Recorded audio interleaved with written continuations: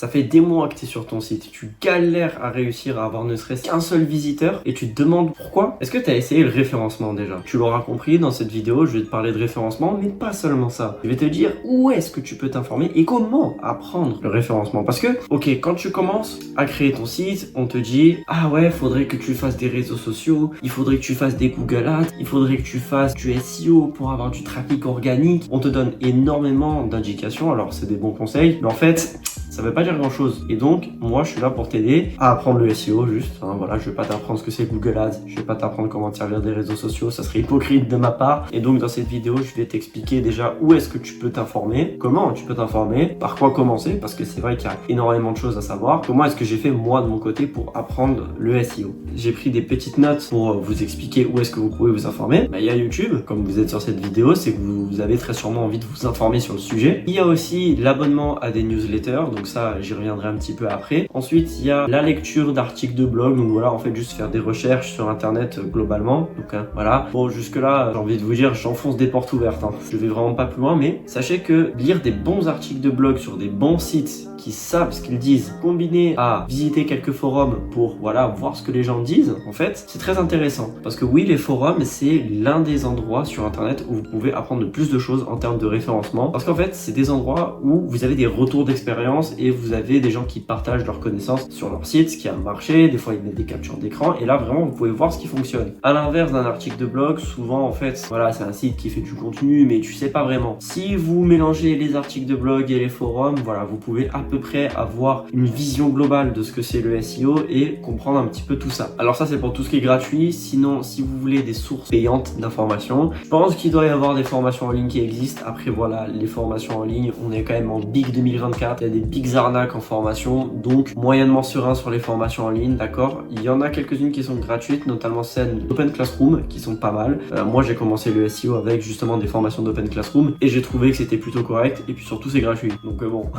au bout d'un moment c'est gratuit, il n'y a aucune mauvaise surprise à avoir. Et sinon vous pouvez prendre des livres, je vais écorcher son prénom déjà, je sais qu'il s'appelle Olivier, après son nom de famille je sais plus. Ces livres à lui c'est la base du SEO. N'hésitez pas à lire ces livres, il y en a deux, vous en avez pour une soixantaine d'euros si vous prenez les deux, bon et c'est génial. Donc prenez ce livre et vous serez pas déçus. Si vous voulez faire du gratuit, il y a YouTube, articles de blog, forum et abonnement à des newsletters sur des bons sites. Je vous recommande le site d'Abondance, c'est tenu par le même mec qui a écrit les livres dont je vous ai parlé. C'est du très bon contenu qui est proposé. Voilà, ça fait presque un an, voire plus même, que je suis abonné à cette newsletter. Après bon, il y a d'autres newsletters, mais principalement celle-là, vous ne raterez pas grand-chose. Après, vous pouvez aussi aller sur les réseaux sociaux pour vous informer, mais là, on est dans l'objectif d'apprendre et pour apprendre, les réseaux sociaux ça sert pas à grand chose parce que vous allez voir des vidéos de mecs qui vous disent 5 tips pour être en première position sur Google et en fait c'est des trucs de merde, c'est juste pour faire du clic. Donc voilà, restez sur des bases solides, Google, YouTube, newsletter, articles de blog, enfin bref, vous serez bon. Donc là vous dites vas-y, ok, tu me dis de faire des recherches Google, de regarder des vidéos sur YouTube, bon,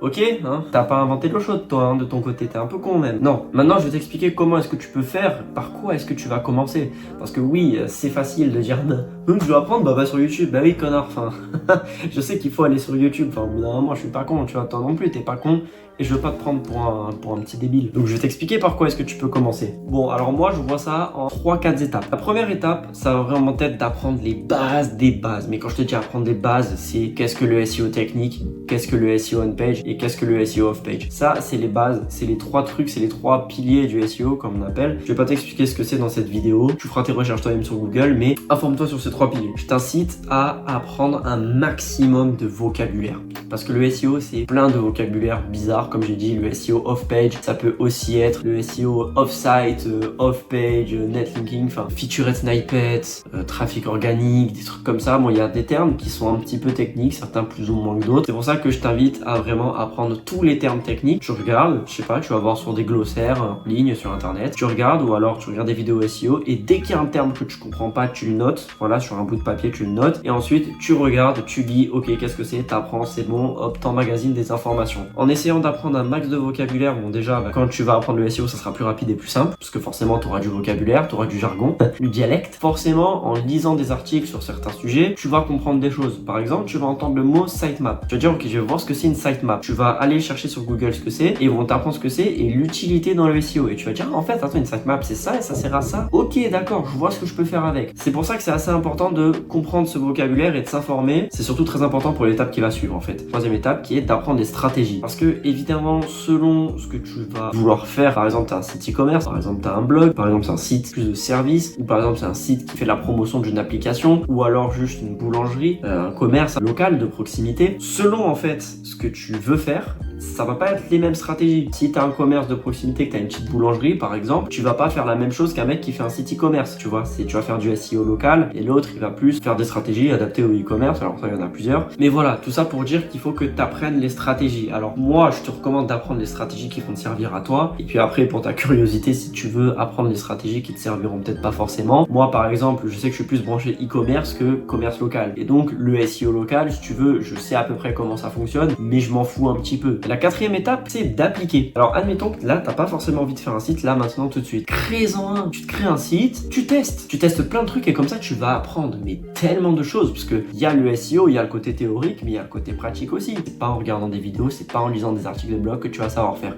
C'est en pratiquant. Une fois que tu pratiques, normalement, a priori, tu es censé quand même savoir faire un minimum de choses. Maintenant, moi, je vais te raconter mon expérience très rapidement en cette fin de vidéo. Comment est-ce que j'ai découvert le SEO? Et ben avec Open Classroom pendant le confinement parce que je me faisais chier.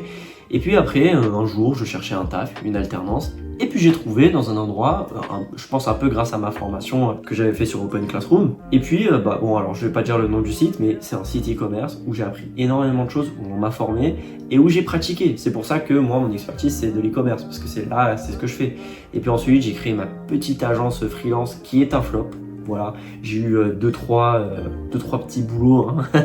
Mais pas plus, pour l'instant c'est pas dingue, mais ça m'a quand même permis d'expérimenter d'autres choses. Et donc j'apprends encore continuellement le SEO, mais j'ai quand même une petite expérience qui fait que aujourd'hui je les transmets. Et puis voilà, si on atteint 1000 abonnés, je crée un Discord où on pourra s'entraider entre nous, ceux qui veulent apprendre le SEO et ceux qui s'y connaissent un petit peu plus pourront aider les autres. Une sorte de forum mais sur le Discord. Tu sais ce qu'il te reste à faire, tu veux voir ce Discord, bam bam, tu t'abonnes et puis tu connais, hein, formule de youtubeur.